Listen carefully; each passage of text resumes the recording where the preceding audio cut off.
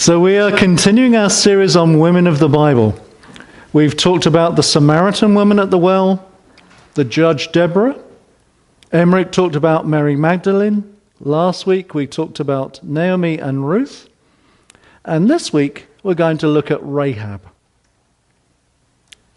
This woman, one could say, had nothing going for her, yet she was instrumental in the establishment of Israel, and her family line can be traced through to Ruth and Boaz, King David, to Jesus, and ultimately to us. The story of Rahab can be found in Joshua 2, verses 1 to 11, and Joshua 6, 12 to 25. I'm going to paraphrase the Joshua 2 version part. So that's 2, 1 to 11. I'll quickly run through this. Joshua sends 2 spies to Jericho. And the words in the Bible say that somehow they find a house where a prostitute called Rahab lives. How did they know she was a prostitute? In our culture, there are cities that are called red light areas, where it is known that prostitutes operate by using a red light as a sign that they are open for business. But I'm pretty sure there was no such red oil lamp sitting outside her doorway in the city of Jericho. Perhaps I should not dwell on this too much. Anyway, getting back to the story, the king of Jericho has an informer who tells him that there are Jewish spies in the city and they are staying in Rahab's house. But Rahab has hidden the 2 men, and she does not want the king of Jericho to know.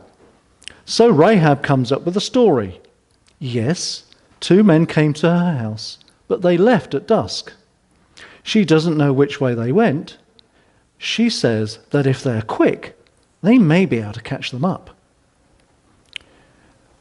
Rahab, that was smart thinking. Then Rahab appears to have some divine revelation going on, because she goes to the roof where she has hidden the 2 men, and she says this in verse 9. I know that the Lord has given this land to you, and that a great fear of you has fallen on us, so that all who live in this country are melting in fear because of you. Isn't that amazing? Where did she get that divine knowledge from? Rahab also talks about what she knows of the children of Israel's rescue from Egypt, and that this story from the past has also made the people afraid. Rahab makes this bold and faith-filled statement. The Lord your God is God in heaven, above and on the earth below. Long story short, Joshua gets the Ark of the Covenant, his priests, 7 trumpet players, and his army, and they march around the city of Jericho 7 times. Then they attack the city and basically flatten it and all who lived in it, except in Joshua 6:22 and 23, it says this. Joshua said to the 2 men who had spied out the land, go into the prostitute's house and bring her out and all who belong to her, in accordance with your oath to her. So the young men who had done the spying went in and brought out Rahab, her father and mother, her brothers and sisters, and all who belonged to her. They brought out her entire family and put them in a place outside the camp of Israel. Now I know Kate has some other insights of this story, so you're going to hear a different point of view now of this story.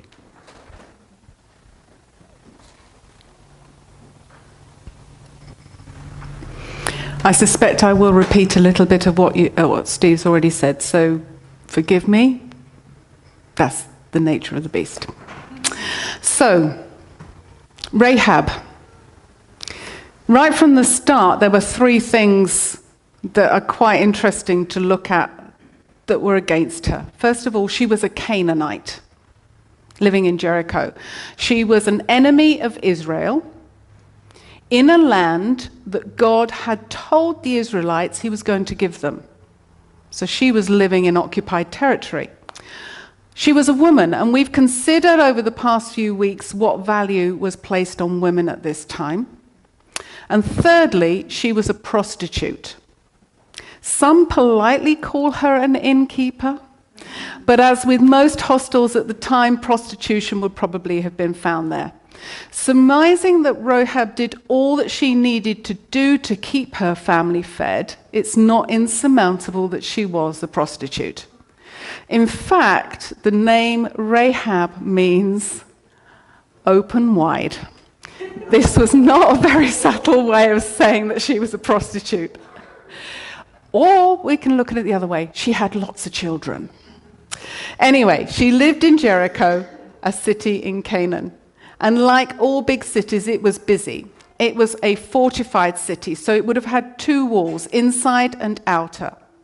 The inner wall protected the administration offices, the worship places, and the food storehouses. And the more affluent people would have actually lived in this area. The outer wall was where the fortification of the city was, so you would have had the men and the soldiers walking around and the watchtowers to prevent invasion. And in between the inner and the outer walls, the rest of the city, the population lived. And we're told that Rahab had her home in this area, and that some of her rooms were actually built into the outer wall. And one of the windows, or some of the windows, actually looked outside. We read that two spies go into Jericho. They stay at Rahab's hotel for lodgings and information, and they get it. Now, having Jews go into Jericho would not have been unusual, but the Jews would have been watched, because there were many Hebrew tribes that were in the vicinity. So the soldiers would have been on the lookout, and the people of Jericho would have been nervous. News of strangers traveled fast, and the two men were recognized as Hebrews. The Canaanites had seen how the Israelites had defeated other tribes and nations, and they'd heard stories, and there was a reason for them to be fearful. And as Steve says, when the soldiers came to Rahab's home, she defies the authorities by lying to them. What she did put her life and that of her family in immediate peril. Cleverly, she hid the two men on the roof, and we're told in intimate detail that it was under drying flax. But the word used here for she hid is the same word that is used in the record of Moses' mother hiding Moses in the bulrushes. And perhaps there is an understanding here that Moses' mother, in the same way saving her son, Rahab was a mother saving herself and family, and at the same time giving birth to a new Israel in Canaan, although she would not have known it at the time. Rahab made a difficult choice, but the rendition of it seems as if it's not a difficult choice. She sided with the spies.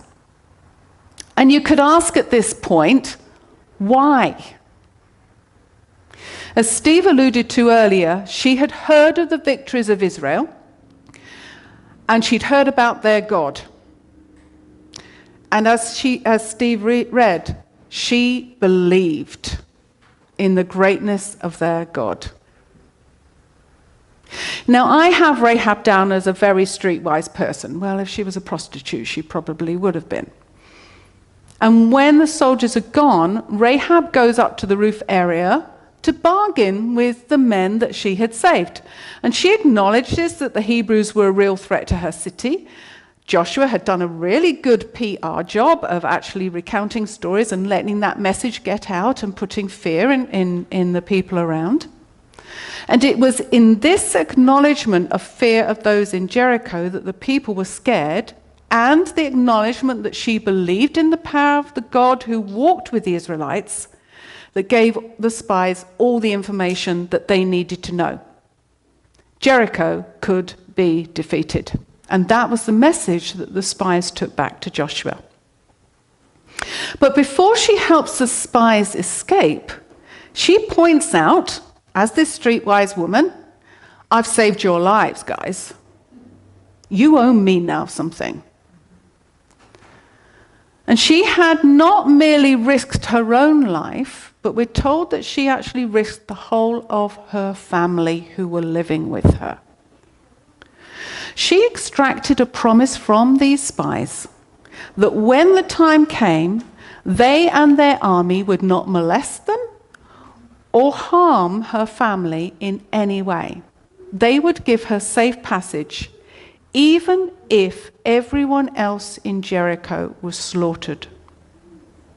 I think she's a very clever woman, in my humble opinion. But she was also one who knew how to preserve herself. So she lets them down the outer wall from a window in her home, and she uses a rope or cord which is red in colour. Maybe it was the red cord that she hung out of her window that was a sign that there's a prostitute at home. Anyway, but there's quite a specific detail, isn't it, for in the middle of this chaotic scene that it was recorded that it was a red rope. And it is this red rope that the spies say must be visible when they return with attacking forces to ensure that Rahab and her family are spared. And when the Israelites destroyed Jericho, as described in Joshua, I think it's 6, Rahab and her whole extended family indeed do escape the doom by waiting inside the house as they've been instructed with that red cord marking their home. Now, some people have equated this to the Israelites' escape from the Egyptians when they stayed in houses marked with the red blood of the Paschal lamb. The blood was a sign then. The red cord was a sign now. And there has been, and many commentators have linked the Passover with Jesus and the cross and the red blood that was spared then. Jesus' blood was and is a sign of salvation, of saving. Amen. Rahab's family is exempted from God's explicit instruction that all the Canaanites must be destroyed. Now that sounds pretty, I don't know what the word is.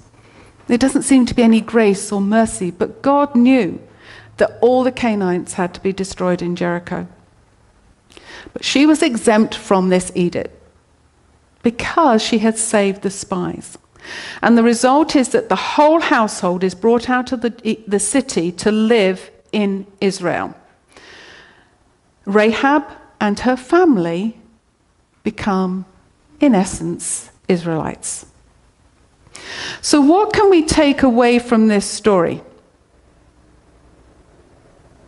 Trust in God, but keep your wits about you. Rahab does not stand still and let things happen to her or around her. She makes some things happen. She believed in the power of the Israelite God. She had heard of his fame, and she chose to believe. We, if we've been following Jesus for more than 5 minutes, have heard of God's fame and seen his signs and wonders. And we cannot sit back and flatline through life here on earth. Like Rahab, hearing of God's fame, telling God's stories, raises our faith that should help us trust God. Trusting this new God, Rahab chose a side. This decision didn't just involve herself, but her entire family. And she, it would appear, was prepared to take the consequences for that choice. So how do we respond once we believe and in those moments where we find it easy to trust God? Because let's be honest, we don't trust God 100% of the time. It's an ingoing, outgoing thing. How often do we put ourselves out for our faith, even though we know that it may put us in danger? Or do we let things happen around us? Do we have a lukewarm attitude and complain about the outcomes? God, this is my humble opinion here, God is not into lukewarm Christians. Revelation bears witness to this. God is into intentional Christians, hearing God's voice and acting on it. That is our responsibility. God speaks, we act. Second point. Even an ordinary person can further God's plan. Rahab was definitely from the wrong side of the tracks. But God used her to help his people. She was a prostitute. God uses anybody and everybody. Who are we to say who God can use or cannot use? Look at some of the people in leadership around us today. They might not fit our neat package of whom God can use, in our opinion. Yet he's using them all the same to turn around hearts and minds of nations, turning them back to himself. God wants to use you and me. We, I think, can be considered ordinary people, can we not? There's nothing flashy about any of us here. Yet our lives and our stories are of value to God, and he will use them for the extension of his kingdom. Do not underestimate what God will do with you. Third thing, look at things in a long-term perspective, from a long-term perspective. Rahab, in this moment, had to abandon the citizens of Jericho to death to save herself and her family. Now, the Bible doesn't actually go into detail about this harsh reality, but sometimes, as a last resort, you have to be ruthless with yourself or with others. You have to be strict. Jesus said that if we are to follow him, we will need to count the cost. Yes, life will be harsh as we stand up for what we believe in. We may be persecuted. We may be ostracized.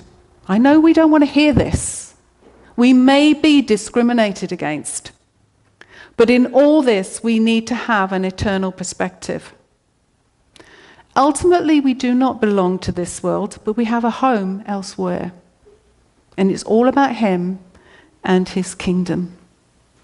It's not about us. Fourth thing, Rahab was welcomed into the Israelite tribe. And we understand that she actually lived well with them. The writer of Joshua makes reference to her that they are still alive and living with Israel at the time that the first book of this recorded account was written. As we make a choice to believe and follow Jesus, we are welcomed, adopted into the family of God, a royal family, and we are royal children. All the benefits of being an Israelite were given to Rahab. All the benefits of being a child of the living God are given to us. Yes, we will receive them, all these things, in fullness when we meet him in eternity, but they're also available to us today. So I would encourage each of us to believe him for those royal gifts, provisions, privileges in our earthly lives. So what choices are you being asked to consider? Will we choose to be hot, lukewarm, or cold in our following of Jesus? Will we dare to be different? Will we put ourselves out there, out of our comfort zone? Now, we can remain as we are. That is a choice we can make. But if Rahab had done that, she would not have found a place in biblical history, and she would most certainly have been slaughtered when Jericho fell. If we choose the comfy life, settling to remain, even in this church, we will not grow. We will die.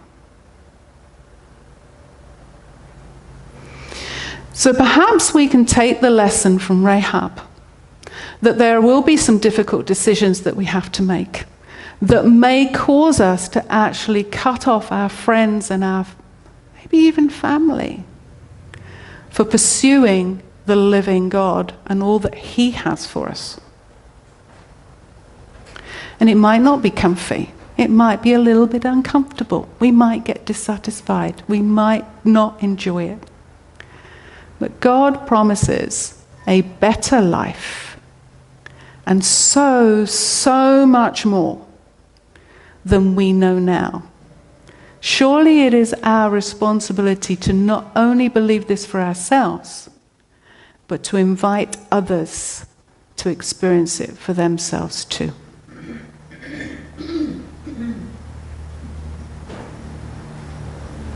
Let's just pray.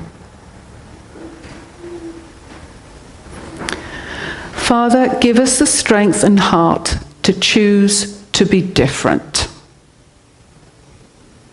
to take risks, and to not settle for comfy.